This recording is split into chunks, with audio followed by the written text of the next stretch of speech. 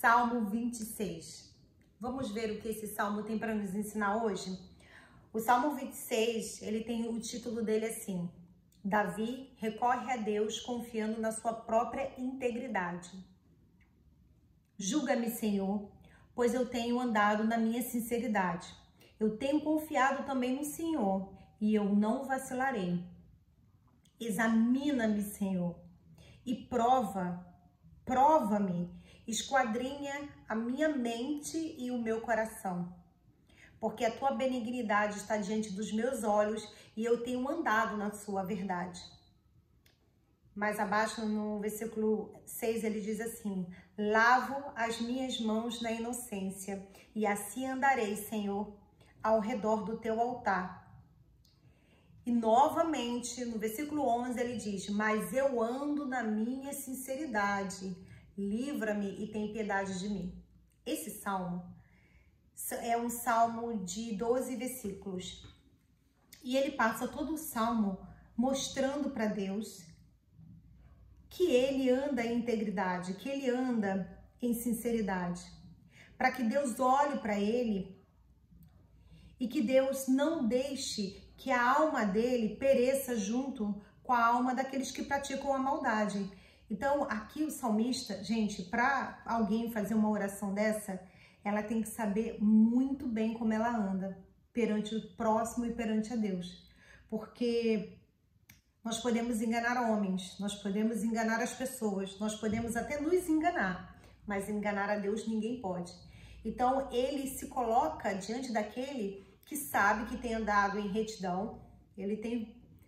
É como se ele fosse o advogado e ele estivesse apresentando a sua causa para esse juiz. Ele fala: olha, eu tenho andado em integridade, eu tenho feito o que é justo, que é reto, que é íntegro, e eu necessito que o Senhor intervenha em uma situação X.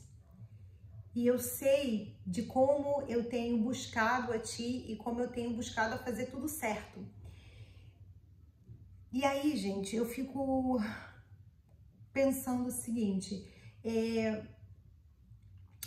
nós, na nossa vida, nas nossas questões, nas nossas disputas diárias, muitas vezes nós entramos em guerras, em pelejas, em situações de conflito, e a gente fica apresentando para Deus sempre o vacilo, o erro do outro, sempre. E a gente não coloca para Deus aquilo que nós também erramos, porque Deus, ele quer um coração sincero, Deus, ele quer um coração íntegro, e Deus, ele é um justo juiz. Então, muitas vezes a gente fica orando a Deus e pedindo a Deus: ah, Senhor, faça-me justiça, e por causa dessa e dessa situação, dessa causa. Mas, gente, Deus, ele não tem filho predileto, ele vai pela justiça, ele vai pela palavra dele. Então, ainda que você, que se considere uma pessoa boa, se considere uma pessoa que anda em integridade, que tenta buscar fazer a vontade de Deus, em uma situação de guerra e de conflito com uma outra pessoa que não é ateu, é ateia, é agnóstico, o que for, que não tem vínculo com qualquer, enfim, religião, o que for, você faz algo contra essa pessoa, você que é uma pessoa que diz que tem fé, Deus, ele não vai julgar sua causa ao seu favor. Ele vai julgar sua causa à luz da palavra dele e à luz da retidão dele, à luz da justiça.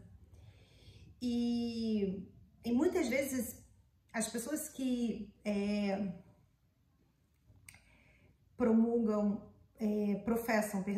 professam a fé, elas acham que Deus, ele vai julgar a sua causa a partir da sua perspectiva. Não, Deus, ele vai julgar a causa de acordo com a perspectiva dele, de acordo com a palavra dele, à luz da integridade e da justiça. Então, eu vejo da seguinte forma: a bondade, a integridade, a retidão de caráter ela é uma proteção pra gente. Quando Deus, ele fala para o seu povo, né, para Israel, para os israelitas, que eles deveriam andar em retidão, ele está colocando, ele está dizendo assim, filhos, eu sei como vocês, eu sei o melhor caminho, eu sei qual é o melhor caminho que vocês podem seguir.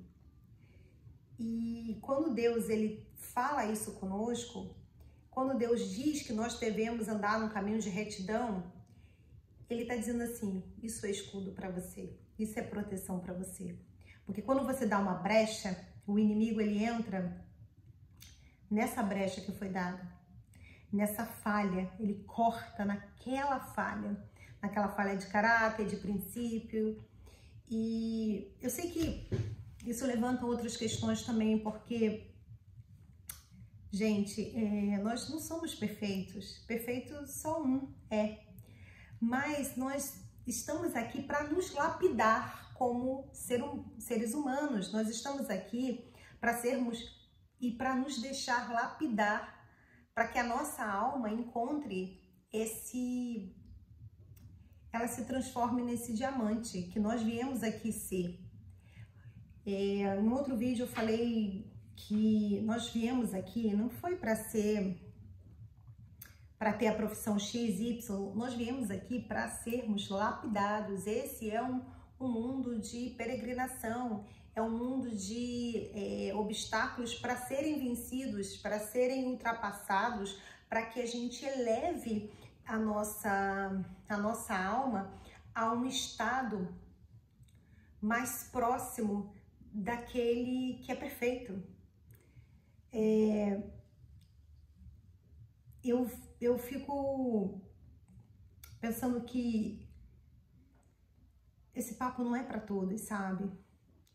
Esse papo é para aqueles que já entenderam que eles precisam se deixar lapidar, que eles precisam se deixar serem moldados para que eles cheguem a essa terra prometida.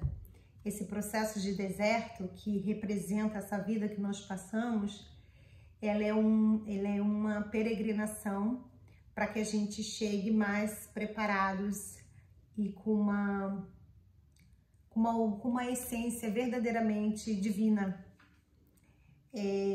Gente, mas é claro que nós temos a nossa humanidade, a gente tem que saber lidar com as nossas humanidades. É claro que a gente vai estar mais irritadiço um dia ou outro, ou a gente vai agir de maneira mais reativa, mas a questão é ter a consciência até dos gatilhos, aprender a ter essa consciência, ter o autoconhecimento para a gente saber quais são os gatilhos que eles nos impulsionam a fazer aquilo que nós não queremos fazer. Então esse salmo, Davi, ele me confronta muito quando eu leio os salmos, quando eu leio o livro de crônicas. Eu sou muito confrontada porque ele tem uma humanidade absurda, ele cometeu muitos pecados terríveis e ainda assim era conhecido como o segundo coração de Deus. Davi era conhecido como o homem segundo o coração de Deus pelo próprio Deus vivo. E isso é curioso, porque como ele pode ser chamado segundo o coração de Deus se um homem que praticou tantos pecados? Mas Davi, ficou claro para mim, que ele tinha um coração quebrantado. Ele se arrependia de verdade, com a alma dele rasgada na presença de Deus pelos pecados dele. E isso é algo que nos ensina. Essa humanidade de Davi me toca muito, porque essa humanidade me ensina a abraçar essa minha humanidade, saber que eu vou errar, não adianta, eu vou errar, mas a verdadeira intenção do meu coração de continuar fazendo certo, caí, levantei, mas eu não vou perder o meu foco, eu vou fazer o que é certo. me motiva. Isso que para mim é lindo, é lindo. O Salmo 26 é uma convocação para que a gente aprenda com Davi a chegar diante do juiz e apresentar de maneira certa as nossas causas.